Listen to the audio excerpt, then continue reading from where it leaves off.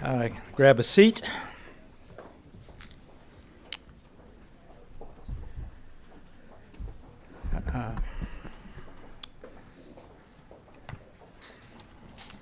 Good afternoon, everyone. I'm Bill Hoagland. I'm a Senior Vice President at the Bipartisan Policy Center. It's my pleasure this afternoon to be jointly sponsoring this briefing with the Third Way, represented by their Vice President for Social Policy and Politics, Lene Hatosky. Lene will shortly join the stage to discuss our topic of higher education and workforce needs with BPC's distinguished Governor's Council, but just a little stage setting before we kick this off. Federal policy has long focused on increasing access to higher education and, of course, defraying higher rising cost. And while these are important issues, policymakers, it seems to me, have neglected a larger challenge that has been growing over the many years, and that is the fact that too few students make it to graduation day, and too few graduates are prepared for the 21st century workforce that's necessary. Just around about 2/3, 40% of first-time full-time students graduate with a bachelor's degree within 4 years. And according to, and this survey strikes me, but according to surveys I understand from business leaders, only about 10% of business leaders strongly agree that colleges provide students with relevant skills to meet labor force demands. So colleges need to be better at equipping students with the skills they need going forward. Now, some of you may have seen yesterday's Wall Street Journal annual ranking of U.S. colleges and universities. I know that there is some questions about these types of scorecards, but they do provide some sense of ranking of over 1,000 public and private higher education institutions. And one should not, I guess, be entirely surprised that Harvard, Columbia, MIT, Duke, and Yale, once again, are listed as the top universities. But these rankings do not always give you a good sense as to whether the school is actually preparing the student for employment in the rapidly changing workforce. So I was interested to find in their survey that it's not the Harvards or the MITs, that they were not necessarily ranked as the highest schools for preparing students for future careers. But the less prestigious schools topped their rankings in this category, such as Kettering University in Michigan and Rose-Hulman Institute of Technology in my home state of Indiana. These non-Ivy League schools were characterized as having extensive internship and cooperative programs. As an example, Kettering requires students to rotate each semester between taking classes and completing 12 weeks in a stint as a full-time employees at such companies as General Motors. So to discuss the state's roles and the higher education and future workforce, let me introduce Governor Jim Douglas, one of the what we call our Governor's Council at BPC, former governor of Vermont, and Scott Pulsipher, president of Western Governors University. Western Governors University was established with this challenge of the workforce in the future in mind. It was founded in 1997 by 19 U.S. governors.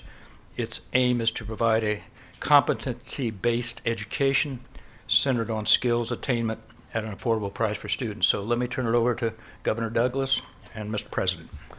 Well, Bill, thanks very much. I have to point out that I teach part-time at number 36 on the list, Middlebury College. But great to be here. Thank you for taking time out of your schedules, and I want to thank Scott Pulsipher for being with us for this important discussion. Bill talked a little about WGU's origins, but sometimes I think it's one of the best kept secrets in higher education. Even today I heard some buzz, gee, I hadn't heard of it before. So maybe we should start at the beginning, give us a little primer on what Western Governors University is, what it does, and what its objectives are.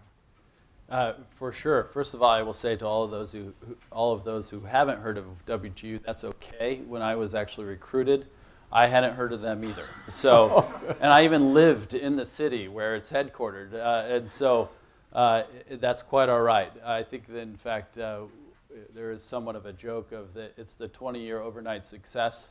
It's also one of the largest nonprofit universities in the country that many actually haven't heard of. The quick history is simply that in many ways WGU was established to solve some of the critical challenges in higher education around accessibility, around affordability, around the quality of the programs, quality as measured in ensuring that the individuals who go through the programs are truly ready for the opportunity that they're intending to pursue with the education itself. It also specifically was designed to do it differently, meaning that we put everything that we do, we put at the center of it the student.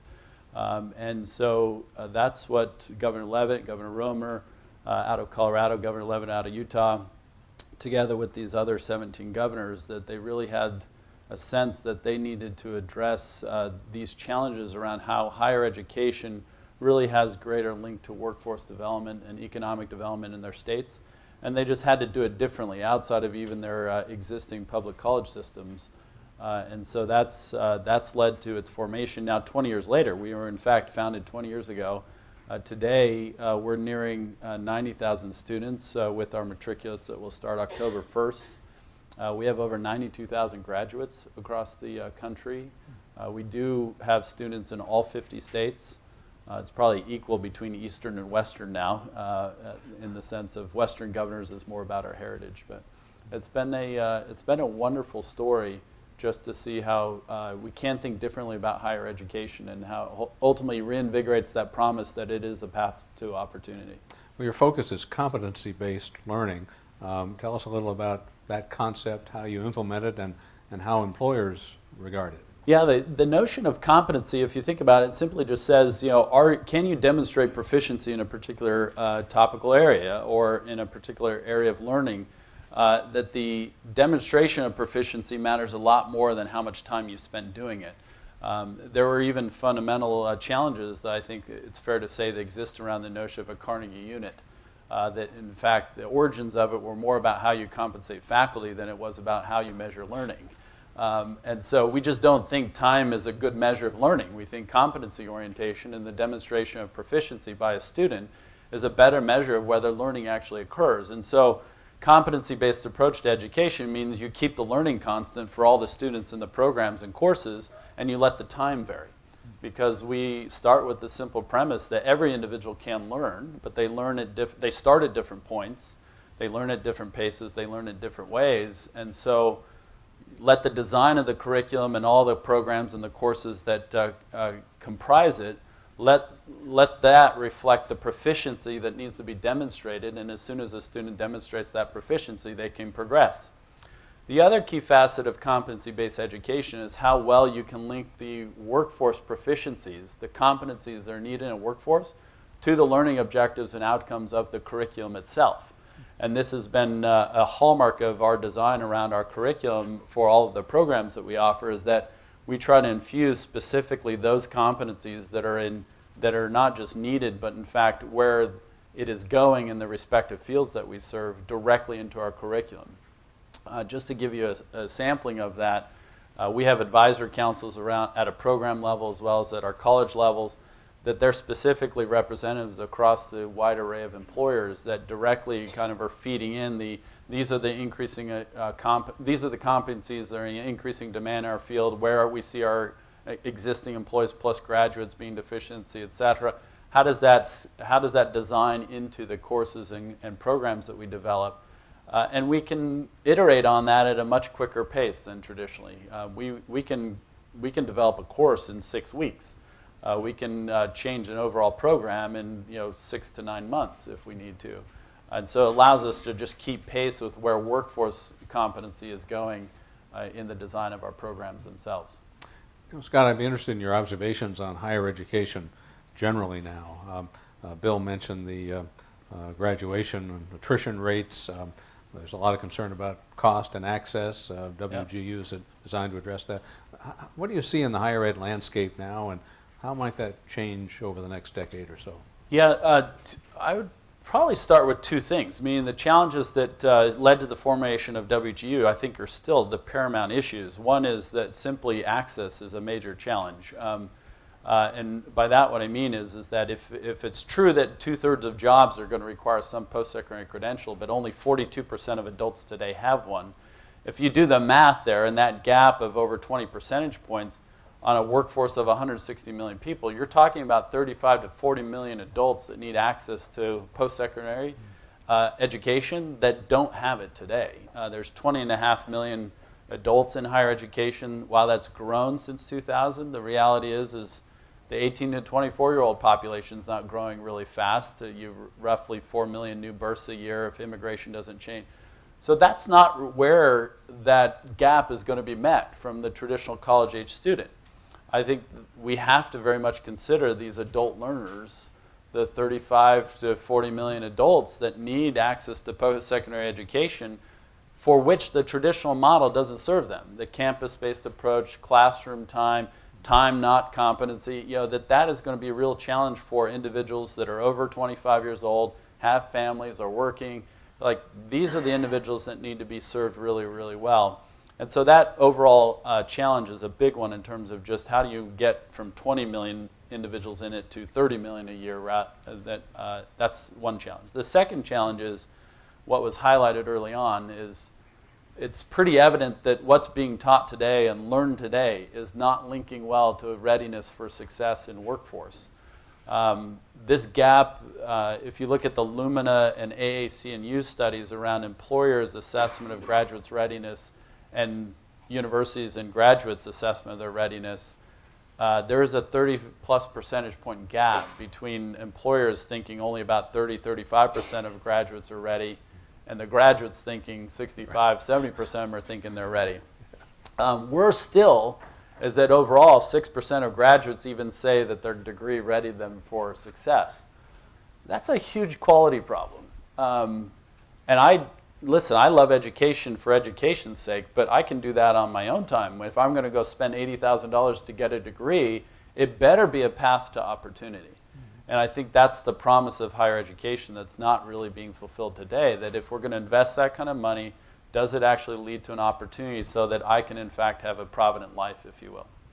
Well, Scott, I guess I'd be remiss if I didn't mention some publicity that you've experienced in the last week or so. Our sponsoring organizations are committed to transparency, but the Federal Education Department rendered some preliminary determination that you're not complying with all the distance learning requirements. Can you talk about that? Yeah, so in fairness, it's the OIG for the Education Department. So the Office of Inspector General, they started a review of WGU some 5 years ago. That's been this review ongoing. So the news itself is news to everyone but ourselves, and also those that are on the Hill as well as in the department and across administrations. They've long known this has been going on. I think we probably got a pretty good sense during that time period that their perspective and opinion on it was going to be different than ours, as well as was going to be different than the broad bipartisan support that WGU has had. But in effect, our belief is pretty simple, which is the OIG just has a difference of opinion with us, as well as all those that support WGU, the administrations that support us, the states and the governors, for two reasons. One is I think they take a very narrow interpretation of the statutory language around regular and substantive interaction between faculty and student. And I think that notion of instruction, it's very limited in terms of who they feel is classified as an instructor, and then also what they deem is which interactions can be considered substantive. We have a very different view. Our accreditor has a very different view on that. That the faculty model that we have is different. For those of you who don't know WGU, we kind of took the singular role of a faculty member and broke it up into 4 faculty roles. And we did that for a very specific reason, because in a competency-based approach, those who design the curriculum, they do so to ensure it's consistent for every single student going through it. You cannot have the variability across professors teaching the same course. You have to have consistency there. Those who design are also different than those who evaluate assessments of students. It's also how do you have subject matter expertise at a course level as well as a program level, because students at WGU can only enroll in a major. You can't just take individual courses. So how do you get that level of expertise and high degree of individualized support for the students? Well, the traditionalists don't like the way we did that, and we would say we don't care. We think innovation that supports student outcomes is a better idea. The last thing I'll say on it is that even if we have a different point of view about what the statutory and regulatory language says, we think the proof is in the outcomes. That in pretty much all measures, in fact, I can't think of a single measure where our students don't rate the quality of interaction with faculty higher than the national average. They rate the overall support higher than the national average. They have outcomes that are in graduation rates, on-time progress, et cetera, that are higher than the national outcomes and national averages. They're employed at a higher rate.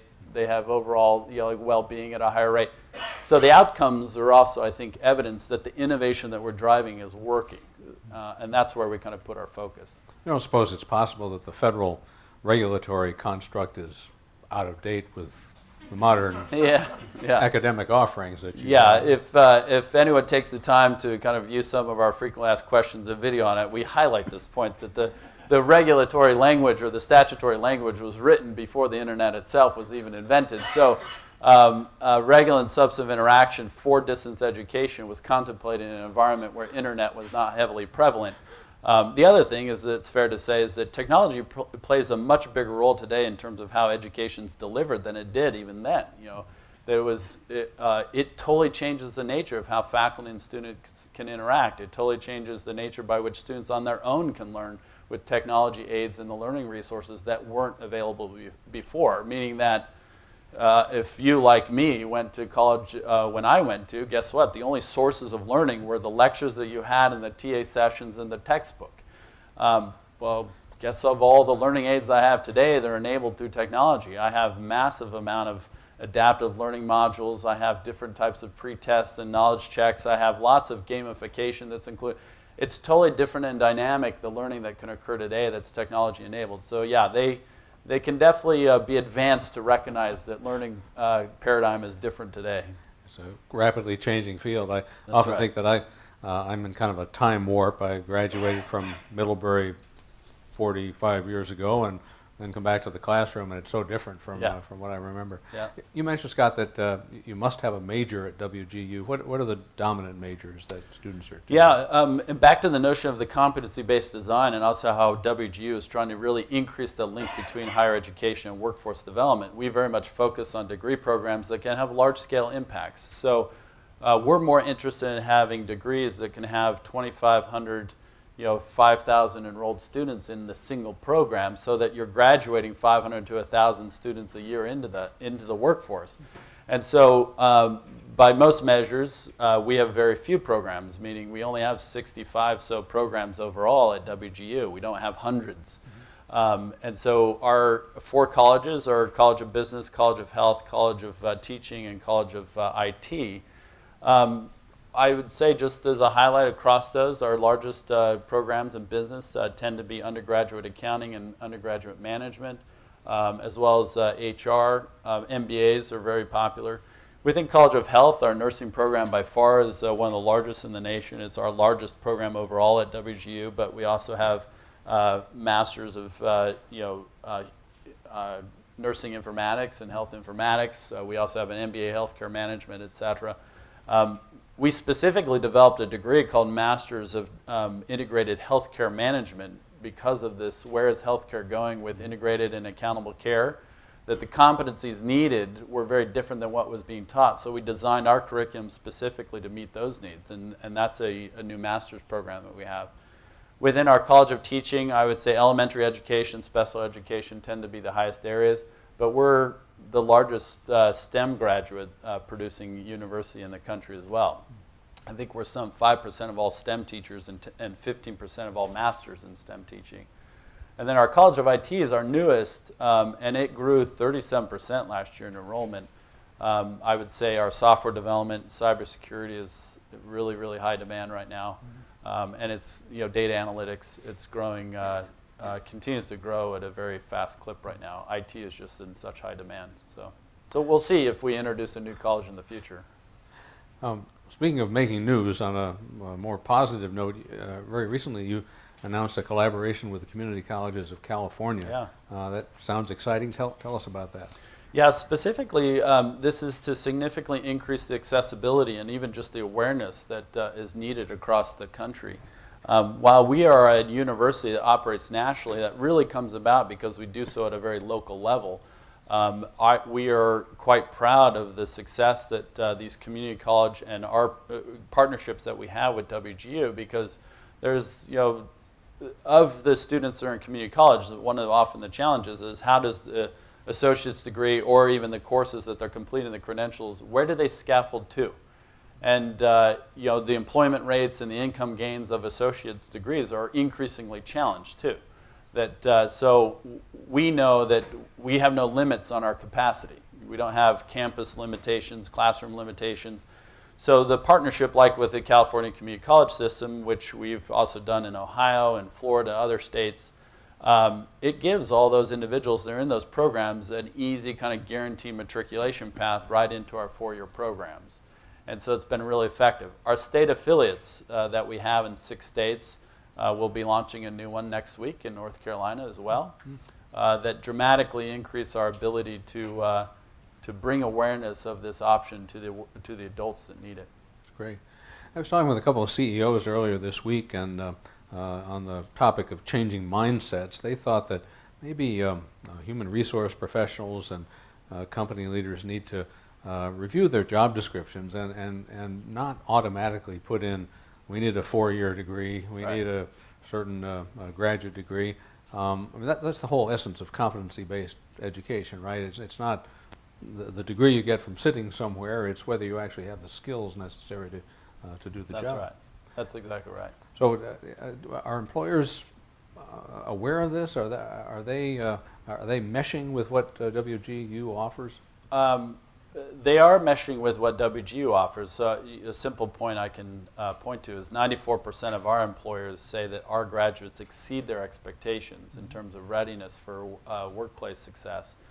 But I think there's also some interesting national trends that we see that shows employers are taking a greater interest in ensuring the quality of the programs and the education is meeting their needs. And that's where you see, even like Southern New Hampshire with College for America, but you see clearly Google, Amazon, FedEx, so many of these institutions are investing in directly working with higher education institutions to increase the alignment of the curriculum with what the actual needs are in the workplace.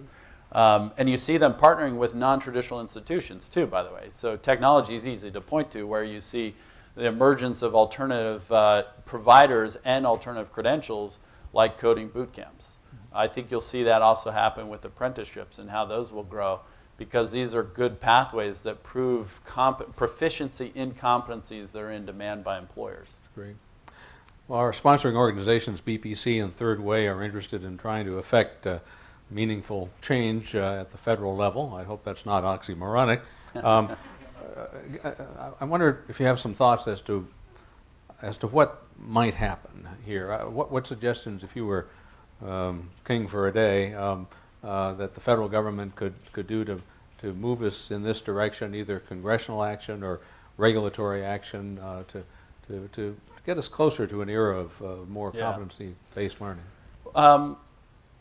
That's a tough, it's a pretty broad space to play in, I would say. But there are a couple of things I'd come back to. One is we need to consider that, in fact, the adult learner, meaning those that are non-traditional age students, I like to call them contemporary students, it is a population of adults that the policies don't actually match to really well, because I think by that what I mean is distance education itself is the fastest growing form of delivery of higher education today.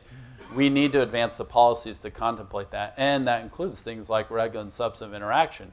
It's a good standard to ensure that there's engagement between faculty and students, but the criteria that you use to ensure it happens has to be thinking of the technology. Another thing I would say is that the bachelor's degree, it's not going away, but it is an imperfect standard. It's also been around for 2 centuries. The modern baccalaureate has been around for 2 centuries. And it's an imperfect filter because, to your point, employers just go, oh, you need a bachelor's degree. But just having a bachelor's degree, even in the same major, is not a good filter in terms of, are these individuals from these different schools, are they reflecting the competencies that we need? So I think you have to consider policy that will support the development of alternative credentials, certificates, and those that kind of have a more clear distinction of the value associated with that. Those certificates, by the way, can come down to the vocational level, higher education as well. I think you also have to contemplate that there are going to be alternative providers of that. So you'll have to rethink the definition of higher ed institution itself when it comes to institutional eligibility for Title IV. There will be different providers of the alternative credentials that policy doesn't currently contemplate. Well, Scott, a whole lot more folks now have heard of WGU, understand its history and mission, and we're really grateful to you for taking some time to talk to us about your successes. Congratulations on the first 2 decades, and best of luck as you continue to provide leadership to competency-based education in the future. Thank you so much. Thank you. Thank you.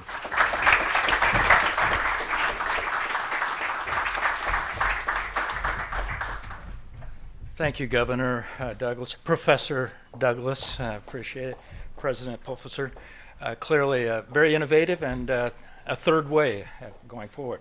As we're going to set up here, just do a quick setup, and let me, as they're getting set up here, let me just introduce them. You have their bios. The 3 governors that you're going to be up here are part of what we call our Bipartisan Policy Center Governors Council. I love them all. They've really been active and helpful over the years. They spent this morning, by the way, they're getting tired of seeing me. They spent this morning working on Medicaid and health care, and they have a number of issues as it relates, of course, there going forward. Governor Lingle, Linda Lingle from Hawaii, Governor Steve Beshear from Kentucky, and Governor Beebe from Arkansas. Please join us. As I mentioned earlier, Lene will moderate this panel. And I apologize, I failed miserably at the outset here. I'm not technologically adept as many of you are in the audience. We are hashtagging this discussion, which you can follow at #StatesCanHigher Education. So, Lene, let me turn it over to you, and thank you, governors, for today and for spending the time here with both us this morning and now this afternoon. Thank you. Thank you so much. I feel like that conversation framed up our conversation fairly well, but my name is Lene Erickson. I'm very proud to be here on stage with 3 guests that we think can add some perspective from how this is all happening on the ground across the country, which I think in DC is something that we feel like we don't get to hear all that often. So all 3 of them, as has been mentioned, are part of the Bipartisan Policy Center's Governors Council. But more importantly to me, they're each leaders in thinking about the future of higher education, both in the states that they governed and nationally. And they know too well the limitations of the current system and what they think needs to happen in order for us to really better connect the higher education that we're producing with the workforce needs that we have going forward as a country. So I'll just give you one sentence that isn't in their bio about each one of these folks and their leadership. I'm scared. I'm afraid of that. Yeah, well, I'm sure we'll get into the more sexy parts later, but in terms of their leadership on education, Governor Beshear presided over the largest single investment in Kentucky's community and technical college system in history. And it was a program called Build Smart Investment for Kentucky Competitiveness, which has become really nationally renowned in terms of that community and technical college education perspective. So we're excited to hear from him. Governor Lingle launched an innovation initiative during her time that prepared both the state and its people for the new global economy that we all face. And as part of it, she helped to make sure that 50% of Hawaii's schools now have robotics programs. And Governor Mike Beebe changed his state funding formula to base university funding not on the number of students that enroll at the beginning of the year, but the number that are still enrolled at the end of the semester. So these folks are all people who have been thinking about this and really putting into practice the idea of making better student outcomes and workforce outcomes for a while. So I'll just open it up and start with any of the three of you talking about, in your experience governing a state, what was the biggest frustration that you had with the current higher education set of institutions and system? You want to go, Linda? I'll go. I think just getting state-funded universities to take responsibility for graduation rates. It sounds simple, straightforward, but I'm not certain before my first conversation with the head of our higher education system that they really focused on that. And it's because the financial incentives aren't really there to focus on it. I want to speak a little bit, if I can, now from a dual role. Recently, I joined the Board of Trustees of Hawaii Pacific University, which is a private nonprofit university in Honolulu, 5,000 students. We have students from 70 countries on all 50 states. It's a really exciting place. It's 50 years old, doing great things. And I want to compare it to the publicly funded land grant type of universities. The first time I sat down to talk about the low rates of graduation, I don't think they were thinking about it or focused on it because the money just keeps coming. And as long as those freshmen keep coming in, and if you're a large state university and you have big total access as your number one goal, those students, it's just a churn. So whether someone's a freshman or a sophomore or a junior, you're still getting that money from the Pell Grant, from the state, from the loan, from wherever that money came from. But those students just keep coming. And I don't think the leadership really was focused on it at that time. This is 15 years ago. Today, I'm on the Board of Trustees. We know for a fact that if a student moves from being a freshman to being a sophomore, the likelihood of them graduating exponentially goes up. So there's an incentive because as a private university, if I don't attract that next student, there isn't the money there. They're not automatically going to come. So you're really out working and you have to promote yourself. And one way to promote yourself is that if you come to our university, your chances of graduation are very high. And in 2017, Hawaii Pacific was voted in the top 8% in the nation for income mobility of the graduate. So it's not just, do you graduate, do you get a degree, but what's the value of that degree out in the marketplace? And when we move along a little bit more, I've brought in 3 very specific ways I think that we can improve, which is the topic today of how to transition from just getting a degree to making certain that that degree, in fact, is in alignment with what the workforce needs are in your community, your state, and in the nation. Yeah. And to build on that, those of you that remember the movie All the President's Men, where Deep Throat said, "Follow the money." Follow them. That's been the model that works in terms of effectuating change. If, as Linda said, if you base your rewards on a financial reward, then you're going to effectuate the kind of behavioral change and policy change in colleges and universities that you want. We heard in the earlier discussion the fact that it's pretty hard to get traditionalists, traditional higher education folks, whether they be administrators or professors or the respective boards of trustees that govern some of these. It's hard to get them to change into a new model, and it's incremental. You mentioned in the introduction that one of the things that we did, one of the things that we changed was to get away from the old model where FTEs, which is the way most universities are funded, the full-time equivalency, so that you're not funding a 9-hour student the same as you're funding a 15-hour student, a full-time student. But by changing from when they first enroll in the semester to whether that money comes at the end of the semester, and then you can amplify on that by adding different pots or different categories of incentive to when they actually graduate. Then you've taken that money and you use that as the fundamental way that you've changed the behavior. It works. Follow the money and they will change behaviors. Yeah. Would you like to add to that? Well, I think we're all saying the same thing, that graduation rates, that was the most frustrating thing, and they were in every year wanting more money. I happened to come in as governor right when the Great Recession started.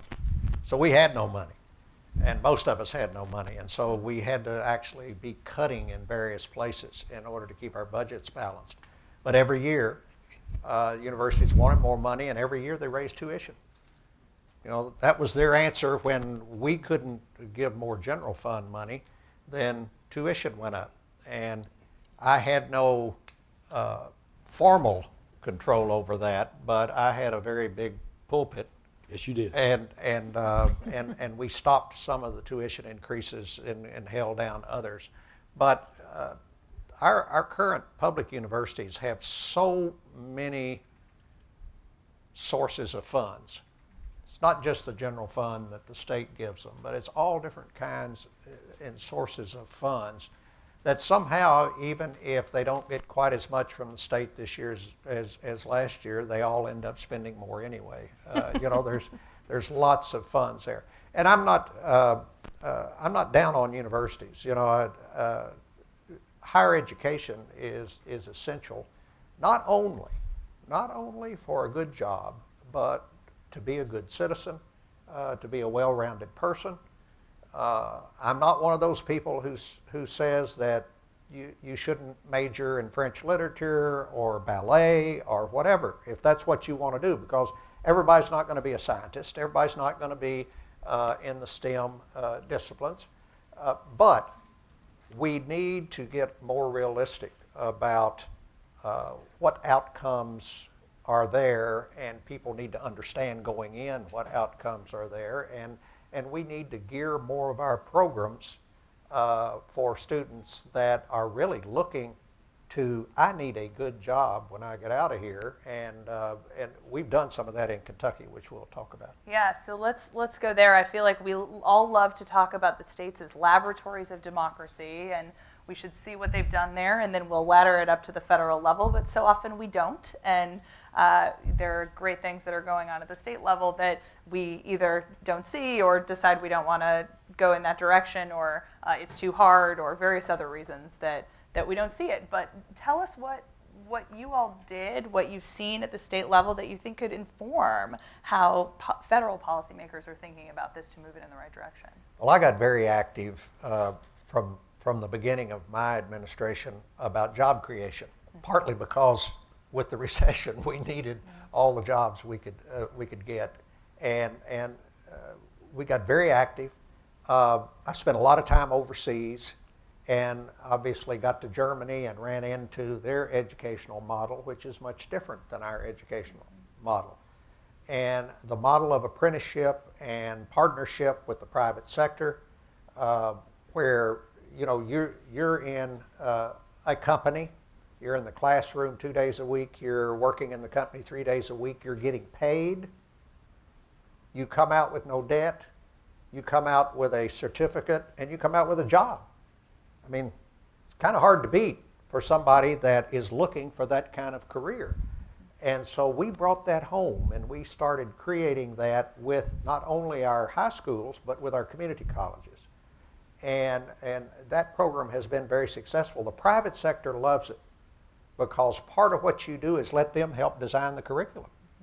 They know what they need better than we know what they need. And so we designed that program and got our companies all around the state involved in it, and we now have spread that process all over the state to where the apprenticeship type program is really producing folks that can fill the job vacancies. You know, we've got a lot of jobs in Kentucky. We've got a lot of people who don't have jobs, and they can't match up because they're not trained for the jobs of today and tomorrow. They're trained for the jobs of yesterday. And so that apprenticeship type approach, I think, is one of the keys to the future. Yeah. What are other lessons we can take? Well, it takes different approaches for the different levels in higher education.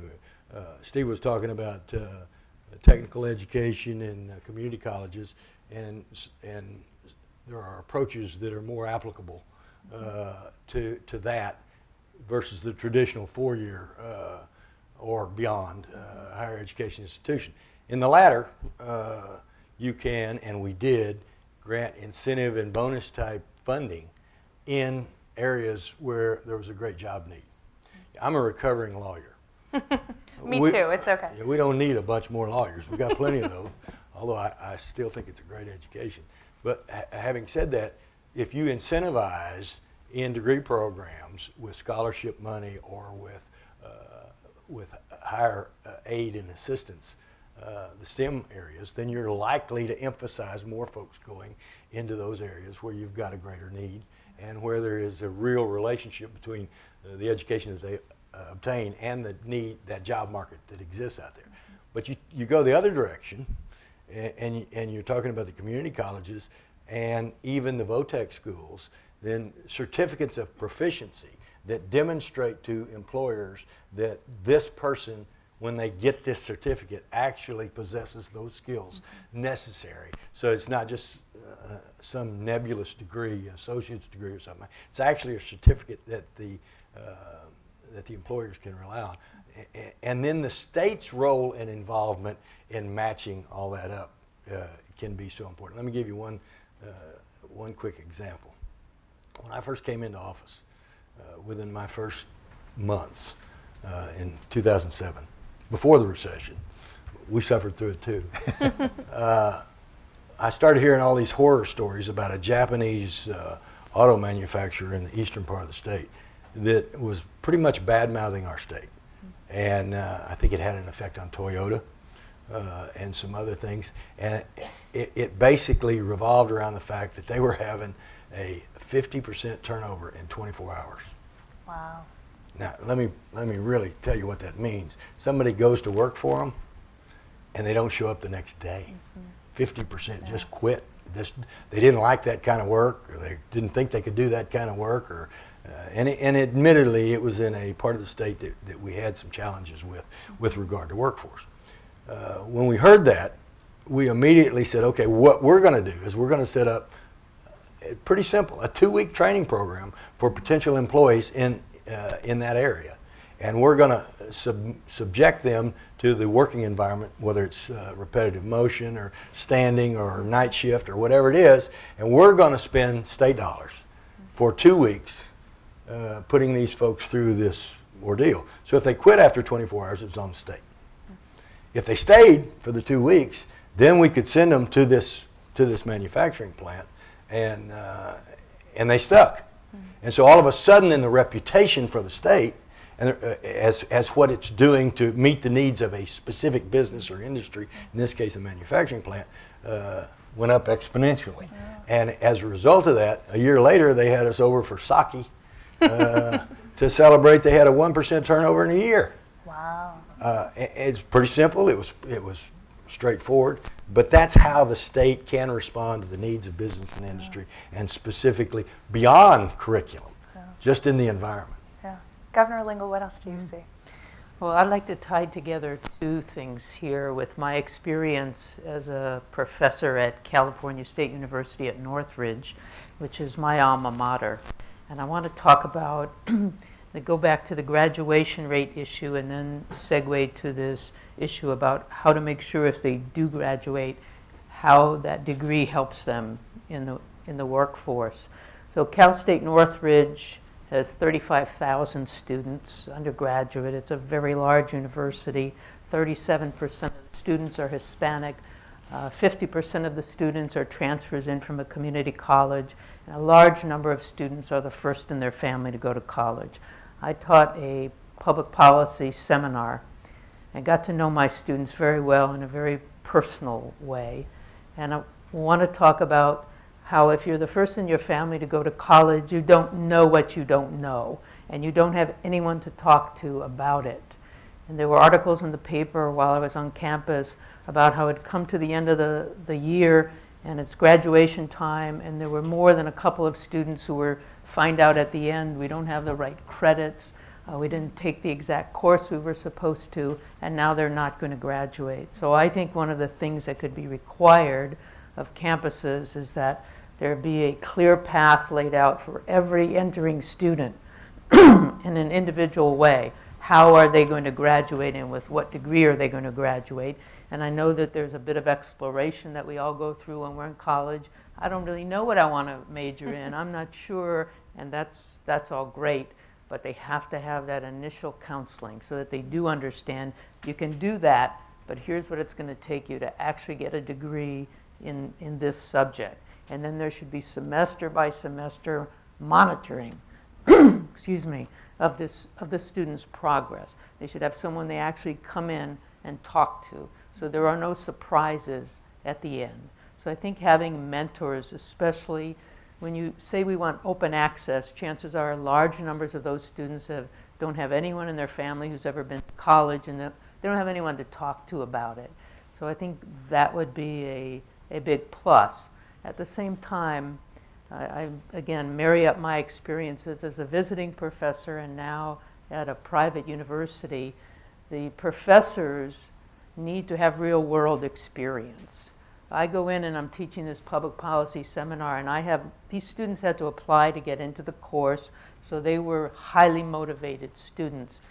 And my class was only practical things. So how to write a memo for your principal if you're working for a congressman, how to prepare testimony for a nonprofit who's trying to get a bill passed, how to analyze something for the chief policy advisor in the governor's office you're working in. Real life things, and I bring in real world people. And the students would say over and over again, now these are juniors and seniors, they said, this is the first time we've had any experience at doing any of this. This is in the political science department, so almost all their professors are PhDs in political science. Nothing wrong with it. Nothing wrong with a theoretical basis for what we do in whatever field we're in. But if that's what you do to these students, and at the end of 4 years, they come out with a political science degree and they know theory, you have really, really damaged them, because they're not going to be able to get the jobs they thought they were. They can't walk in and work anywhere. So I told my students at the beginning of the semester, when this is finished, you'll be able to walk in on day one and add value to whatever organization you're joining. And that should be the goal of these degrees, that you can add value from the first day you start. And we know what things work. We know internships work. We know, WGU is talking about getting students into companies. We know those things work, but I really feel strongly you have to have professors with real world experience. And that argues at Hawaii Pacific University, we have a large number of adjunct professors. So they're a judge during the day, but they're teaching criminal justice, or they're a businessman, they're teaching finance and accounting. In the big public universities, because of the unionization, I think this is a difficult issue, but it doesn't mean it's not something we should take a strong look at and try to improve upon. And I think an improvement would be having professors who have actually done what they're teaching and done the kinds of things students will need to do. And if they can't do it, they need to bring in people who can help the students to understand them. Yeah. So the state policy and the federal policy so interact in this space as with so many others. And while in some places we might say, let's just let the states figure it out, there's such a big pot of federal money at play here that there are things you can't do as the executive of a state that are driving the context and the behavior of the players in the system. So can you talk a little bit about what the state can't fix and what we actually need to be fixing here in this town? There you go, Linda. Well, the state can't fix a lot of things, right? I mean, they can't. But I think as Steve said, the bully pulpit is a very powerful entity, which just means as a governor, you have the ability to talk about these issues in a public way. And I think governors need to do that. You have the powers to convene. And this is an underutilized power maybe often. So you can bring in people into your own state who are doing things in other states that you're not. Mm-hmm. And it's not, I don't want to say shaming them into it, but making it clear to the public, we may do it this way, but there are other ways. And they're getting better results than we're getting, and we need to be aware of them. Mm-hmm. It's especially true in a state that's 2,500 miles from anywhere, right? I mean, over open ocean. So this ability, again, to bring people in, I think would be very important. But there again, the state, think about what can they do. I mean, the money is the issue, right? Who's controlling the money is really controlling to a large degree, a large extent. One of the things that Hawaii Pacific University is looking at, we're very serious about, is a 3-year degree rather than the 4-year degree. That can, again, if competency is the issue, can we not be completely competent if we have a focused education that prepares a student for the workforce? And today, some of the things that we did in college in the early years with the internet and so much information available, and I'm not against people majoring in anything they'd like to major in. If it was my child, I may not pay for it. I may not want to pay for it. But okay, I mean, college is a time of exploration. But for liberal arts students, which I was a liberal arts student, teaching someone to think analytically and speak persuasively is never out of style. Right. Right. And if you're a company or you're a large organization, you want to hire somebody, most people today can't even write a coherent letter, right? I mean, teach some really basic competencies. They can't stand up and speak in front of people. They can't conduct a meeting. Teach them things that are real world. That's what gets me excited, because it gets the students excited. They love it. The idea that they could walk in, and until today, I met with a student of mine yesterday who's here looking at law schools in Washington, D.C.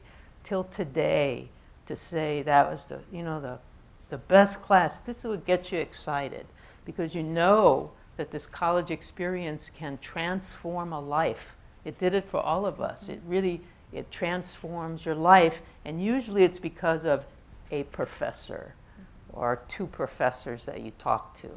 And the idea that you could take a student who came in from a family that's no one's ever been to college, and prepare them to walk out and get a really good job is an amazing thing. Government's not going to do that. People are going to do it. But you know, something that Linda mentioned, we really ought to give a lot more thought to, and that's streamlining this whole process. And we've done some of that. You know, in high school, in many places now, you can start earning college. Dual credits, yes. Dual credit courses and start earning college credits. In Kentucky, we finally got a law passed that required our 4-year colleges and universities to accept all the credits from our community colleges. I mean, my gosh. They were all a part of basically the same system, but the 4-year schools were picking and choosing, what they thought was transferable, and we made it transparent and transferable because this is costly. I mean, I've paid for it. We've all paid for it with kids, and they need to be able to move on and to move up and to get out within a reasonable period of time with whatever training that they're going to have. So these days, with debt that most of these students are coming out with, I mean, that's monstrous. And so the faster and more streamlined we can make the system, that's going to help a lot. And to pick up on that, the private sector can really contribute. Exxon contributed a significant amount of money. They picked 6 states a number of years ago. Arkansas happened to be one of them.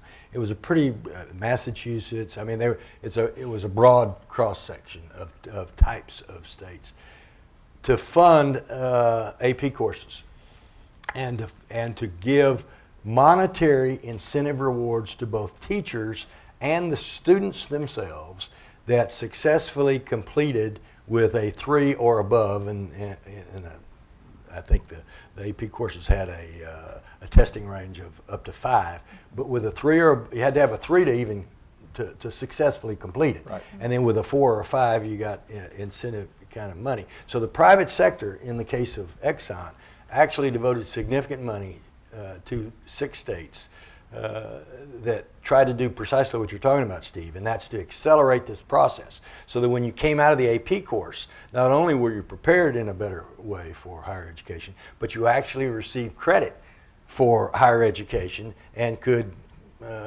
theoretically, if you wanted to, get out of college in 2.5 or 3 years if you took enough of that sort of thing. But the reward, monetary reward, even for the teachers, really was significant to cause more teachers to want to be involved in the AP process, and then to see the success of their students in the process because their financial reward was directly tied to the performance of the kids in the AP. So that public sector involvement could really help accelerate the process as well. I just thought, listening to you, it's so interesting to hear what others are thinking about. One thing that strikes me in one of my other lives, I was just recently... She's done a lot of stuff. I was the chief operating officer for the state of Illinois. So much different than Hawaii, very big state. And one of the things when you have a large state university and college system is they all want to have the same things. The different campuses want to have similar majors. And the fact is, with limited funding, this is one thing I think the states could do, is to specialize in certain things to a greater degree at certain campuses rather than everybody trying to do everything. I think it would make for better outcomes for the students. Yes, you may have to go further from your home base to take that, but money is not unlimited, of course. So I think that's something the state could focus a bit on. So if I gave each one of you a magic wand and you could fix 2 or 3 things at the federal level to make your jobs easier or your predecessors or your successors' jobs easier, what would you want to do in the higher ed system? Probably the main thing that all of us would say right off the bat is give us more flexibility in how we can spend federal money. But so much of the money in this context goes directly to the institutions as That's right. opposed to the states. So That's you'd right, less- and perhaps making the government that they also ask for money from be a part of that process might be an interesting addition. I think one thing might be, and I'm not sure how everyone will react to this, but the money to a student, again, who's has to work. That was another characteristic of the students at Cal State Northridge. Most of them work, and that was very different than when I went to school. And the smallest economic hiccup can ruin their entire semester. So the car they've been using to come to work breaks, the transmission goes out, it's an old car, but the money that you get can't be used for that, right? So maybe making, and I realize this is a slippery slope, and I realize the negatives and positives of this, at least some of them.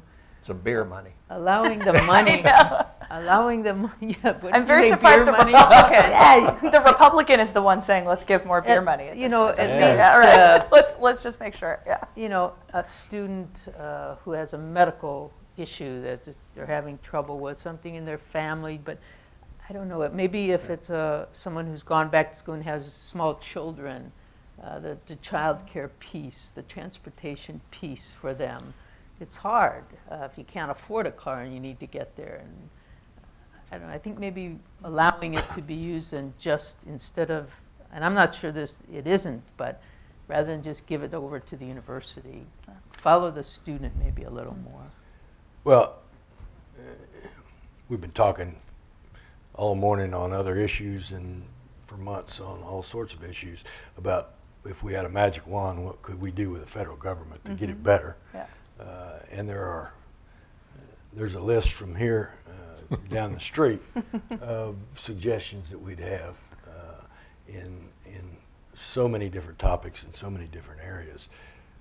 While I agree with what Linda just said about the flexibility of the money that's going directly from feds to the institutions, in higher education, I've got less problem with what's going on in the federal government than I do in so many other areas, whether it's in healthcare or whether it's in tax reform or whatever it might be. So I can sit here all day and talk to you about what I'd do with 100 magic wands to improve what's going on the federal government.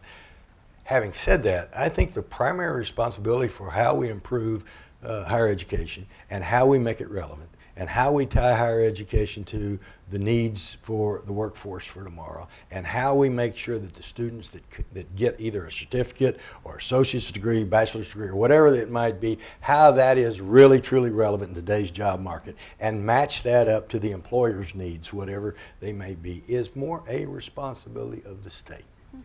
And so while it's easy for me to blame the federal government for a lot of things, and it's popular to do that, I think we have to take responsibility on the state level in higher education, because the majority of the decisions that relate to improving higher education are going to be state decisions, not federal decisions. You've heard examples of how different states have tackled it, being responsive to the needs of business and industry. Anecdotally, very quickly, we got all sorts of engineering degree granting institutions in my state. But we had a particular industry, it was a pretty high-tech industry, that wanted a specific discipline in engineering that nobody in the state was offering. In fact, theoretically, there were only 2 universities that had that kind of discipline that we knew about. One was Texas A&M, one was Purdue. And we couldn't get the students from Texas A&M or Purdue to come to Little Rock where this particular manufacturing plant was. So to get back to Steve's point about the governor has a bully pulpit, you also have a bully dining room in your governor's mansion. And so you tell the folks from the manufacturing plant and some folks from engineering universities to come sit down in the dining room. I'm gonna give you, if it's lunch, I'm gonna give you some tea. If it's dinner, I'm gonna give you some stronger tea. But you put them together and you say, change some of your curricula and some of your emphasis. So you already got, you've got all these engineering professors, but you're not meeting the needs of this particular industry in your backyard who want a discipline in engineering in this particular area. They did.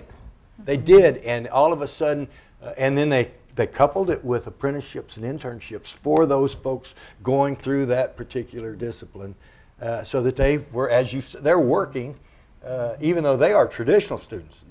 It's even better with the non-traditional students that you're talking about. So you use that governor's office on that state level in a variety of ways to change behaviors, and it trickles down to the secondary schools too. They don't want adjunct professors in K through 12.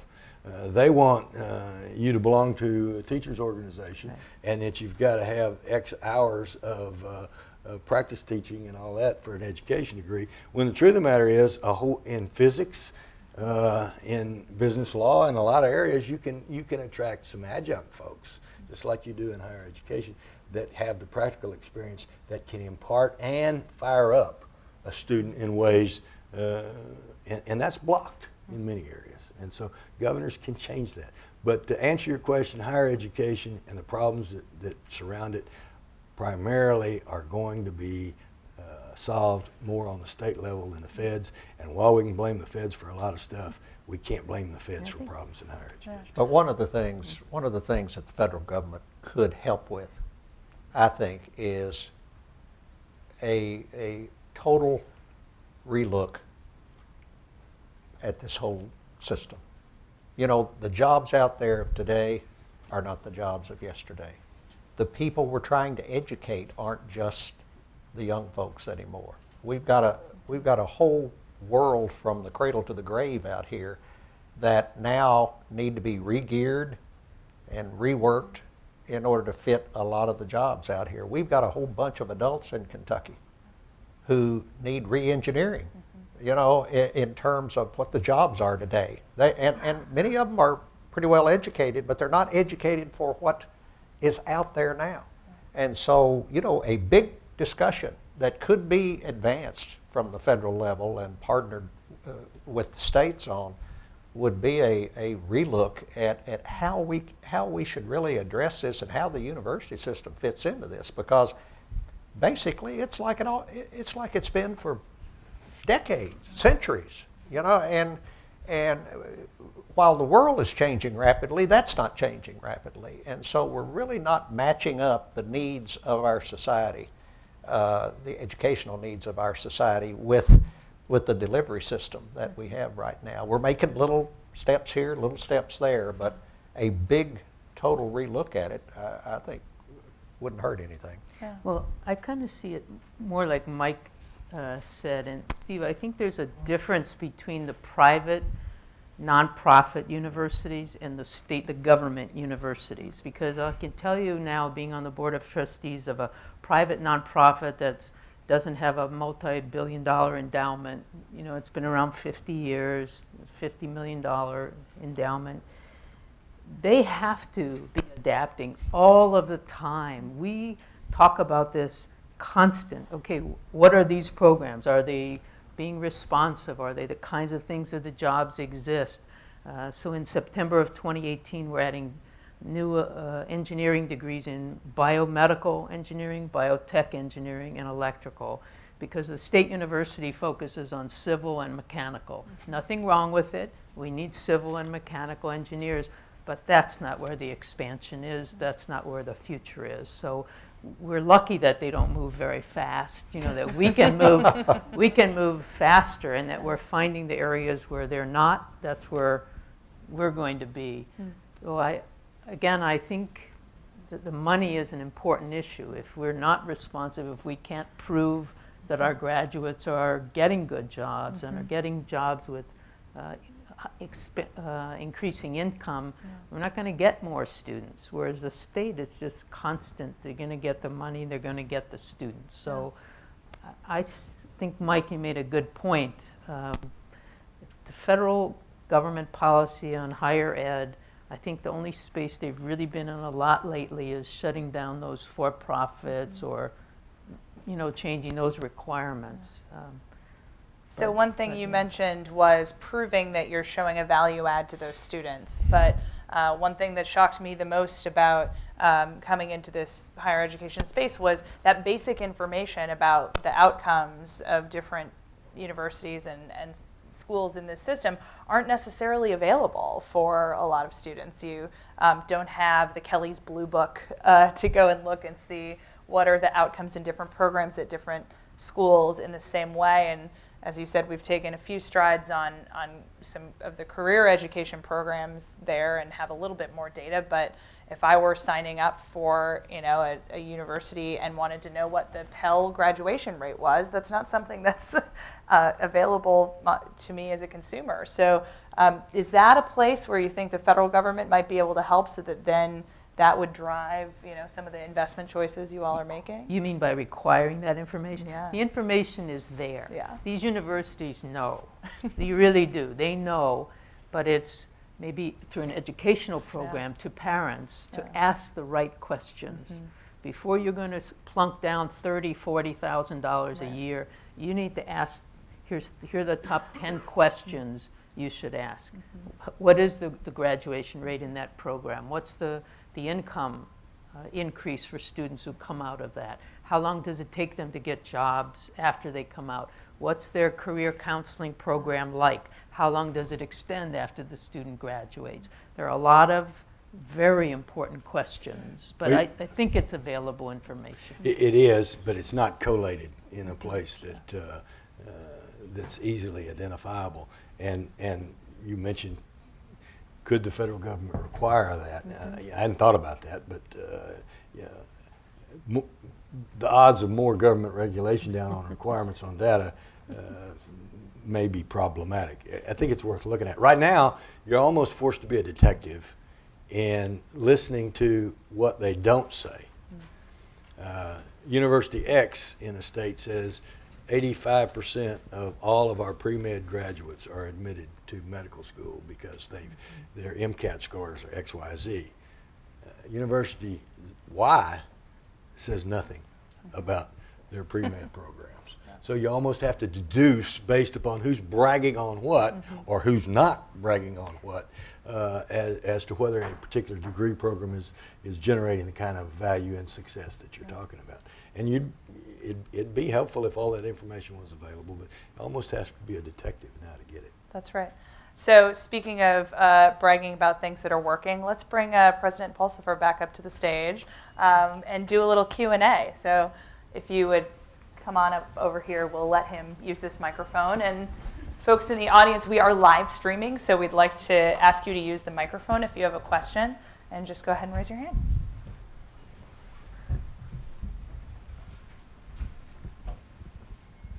Don't everybody speak at once. I know. Yeah, and remember that Steve and I have to catch a plane here in 15 minutes, so ask your question. Hi, I'd like to ask President Pulsipher what lessons he feels he's learned or have been seen at Western Governors University that could be easily applied to maybe the traditionalist schools that you you referenced earlier, and how they adapt their learning models to meet the workforce needs. Well, one thing I think is a macro learning around disruptive technology in general, or the innovator's dilemma theory that I think we very much apply to higher education is that you have to be careful that you don't try to create a new model of doing something inside of your existing model. I think for new models to actually happen at more traditional institutions, which all of the governors have here, as well as every state has, is all of them need that innovation desperately. But I would caution all of them that don't try to do it from inside of their current one. If you're going to serve a different student type, or you're going to do it in a different way, you almost have to do it entirely separate from or independent from the traditional one. The other thing I would be careful of, you have to be very specific about the type of student you're serving, because even our model doesn't necessarily serve all students incredibly well.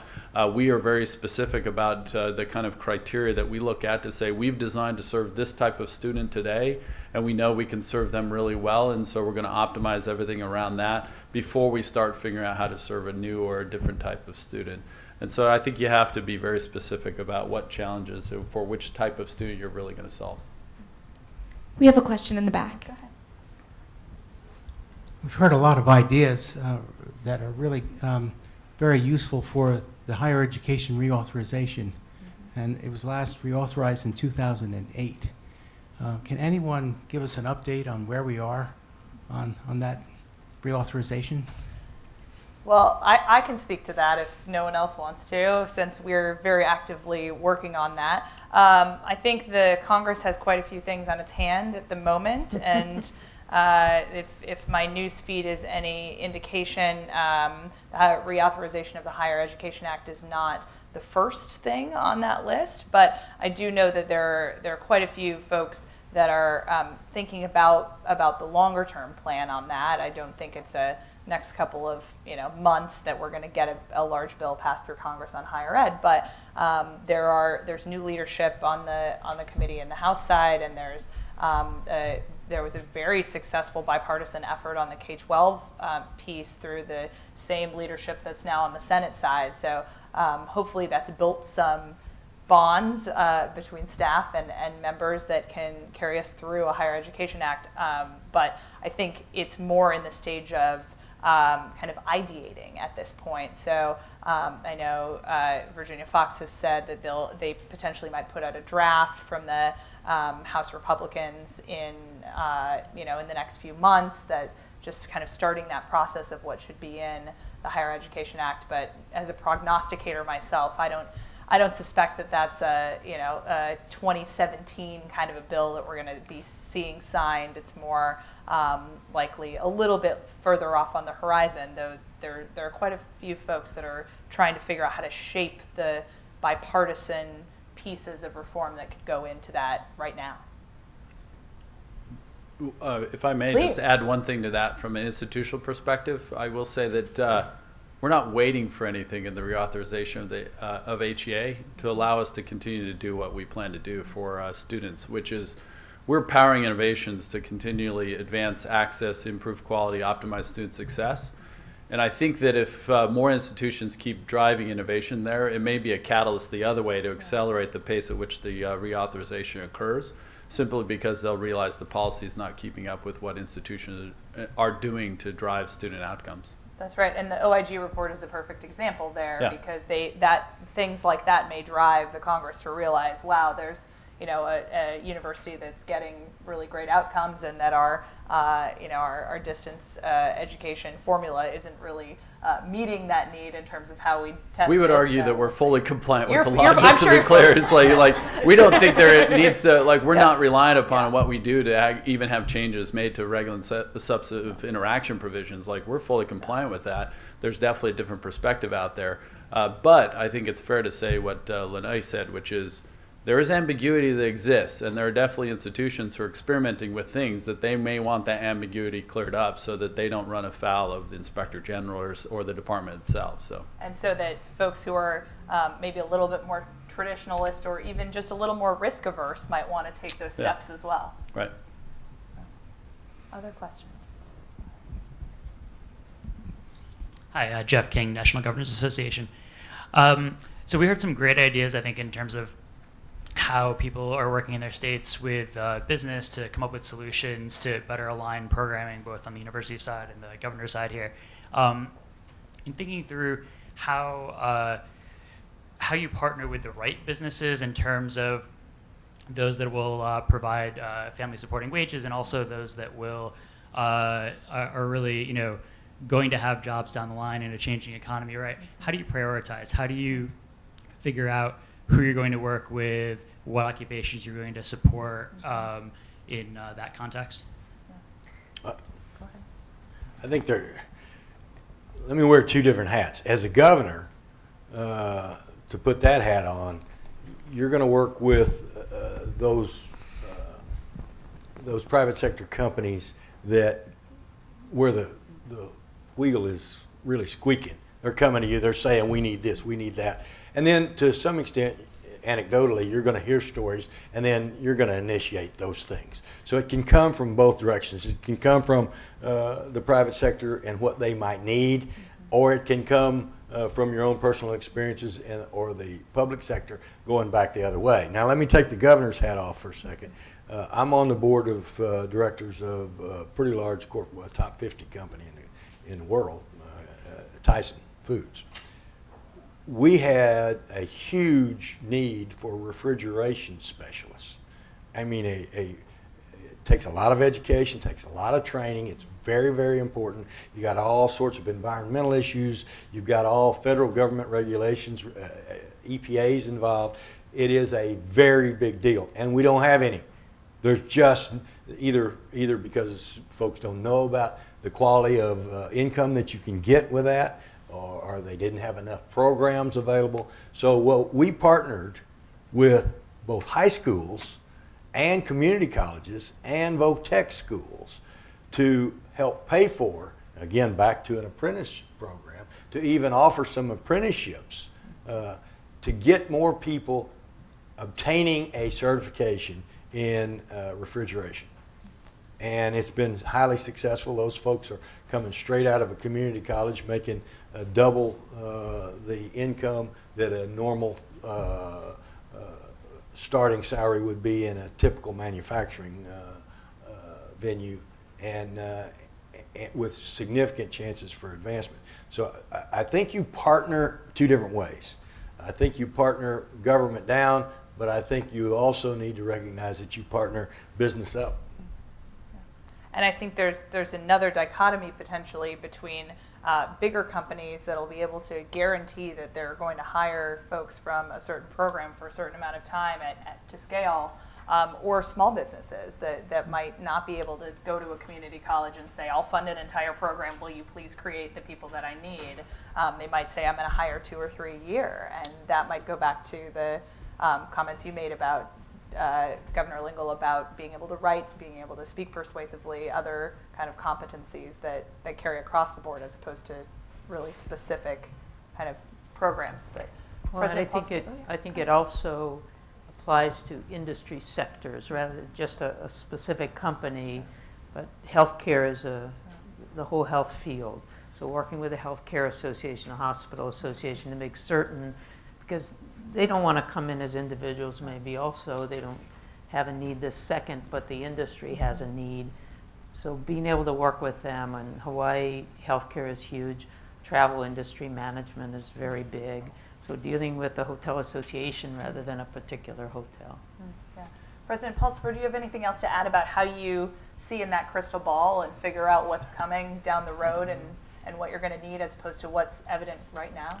Well, we definitely work, we work with organizations, technology-led companies like Burning Glass. You can definitely look at other organizations, even like Career Builder, where you get great macro-level data around total demand as well as gap in terms of the supply of those credentialed to actually meet that demand. But to Governor Lingle's point is like it does vary by state. So we, even as we do these state affiliate partnerships, the priorities that we put on where we're building awareness around our program is definitely sector-led. So specifically within those states, you know, the governors and their respective organizations, business roundtables, et cetera, they know where the demand is as well as where you're investing to grow a sector. Yeah. But you need access to the supply of human capital to grow that. And there are good examples in Indianapolis and Indiana where that tech sector growth has really led to, well, we need to put more focus on these degree programs, increasing the accessibility and affordability of them so they expand the reach. But we do look very much at where is the job growth going, where's the lack of supply in terms of the total number of institutions providing that, and how can we quickly fill a gap. So one thing we don't have to do, by the way, is build buildings. So we can scale up a program really quickly. So Great. I think we have time for one more question.